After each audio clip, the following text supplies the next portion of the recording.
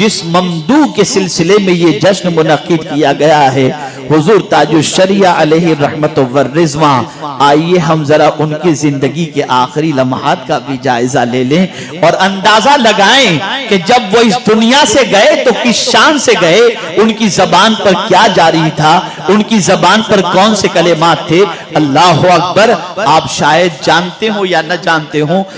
حضور تاج الشریعہ علیہ رحمت والرضوان جو ہے دلائل الخیرات شریف کے بھی حافظ تھے۔ وہ عصر کی نماز کے بعد دلائل الخیرات شریف زبانی پڑھا کرتے تھے، اور آپ کو یہ جان کر حیرت ہوگی کہ 65 سال کی عمر میں پہنچنے کے بعد قرآن حفظ کرنا انہوں نے شروع کیا تھا، اور میری یادداشت اور نالج کے مطابق اور معلومات کے مطابق 15 پارے تو حفظ ہو چکے تھے۔ اتنا تو مجھے معلوم تھا ہی۔ آپ ذرا سوچیں، بینائی کمزور ہو چکی ہو، سماعت متاثر ہو چکی ہو، زبان کی پوزیشن پریشان کن ہو، ایسے عالم کے اندر اور عمر کے اس حصے میں پہنچ کر قرآن کے حفظ کرنے کا جذبہ، یہ کتنا بڑا جذبہ ہوا کرتا ہے۔ آئیے ہم دیکھیں حضور تاج الشریعہ علیہ رحمت والرضوان کے وصال کے وقت ان کی سچویشن کیا تھی، ان کی کیفیت کیا تھی۔ تو اللہ اکبر، یہاں ایک بات میں عرض کر دوں، شاید کچھ لوگوں کو برا بھی لگے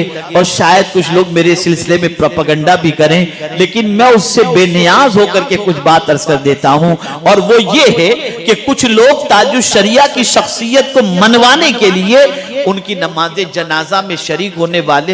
والوں کی تعداد پیش کرتے ہیں۔ اتنے لاکھ تھے، اتنے کروڑ تھے۔ میں کہتا ہوں کسی بزرگ کی بزرگی کی علامت یہ نہیں ہے کہ اس کی نماز جنازہ میں کتنے لوگ تھے، یہ علامت نہیں ہے۔ اگر یہی علامت ہے تو مولا علی رضی اللہ تعالیٰ عنہ کی نماز جنازہ میں 7 لوگ تھے، اور ایک روایت میں کہ 3 ہی آدمی تھے۔ آپ قرآن و حدیث کی روشنی میں دیکھو، میرا یہ کہنا نہیں ہے کہ ان کی نماز جنازہ کے اندر لاکھوں لوگ شریک تھے تو اس سے انکار کیا جا رہا ہو، نہیں، ہم خود بھی شریک تھے الحمدللہ۔ ہم روحب بھائی وغیرہ ہم لوگ سب پہنچے تھے، رات بھر کی بیداری کے باوجود الحمدللہ نماز جنازہ کے اندر شریک ہونے کی سعادت ہم نے بھی حاصل کی، اور لاکھوں کا مجمع تھا، اس سے کوئی انکار نہیں۔ لیکن مجمع کے ذریعے شخصیت کو مت منواؤ، منوانا ہے تو قرآن و حدیث کے ذریعے منواؤ۔ اور قرآن و حدیث کی روشنی میں آپ دیکھیں، حضور تاج الشریعہ علیہ رحمت والرضوان کا جب وصال ہوا، وقت کون سا تھا اور ان کی زبان پر آخری کلمات کیا تھے، اسے سمجھو۔ مغرب کی اذان شروع ہوتی ہے،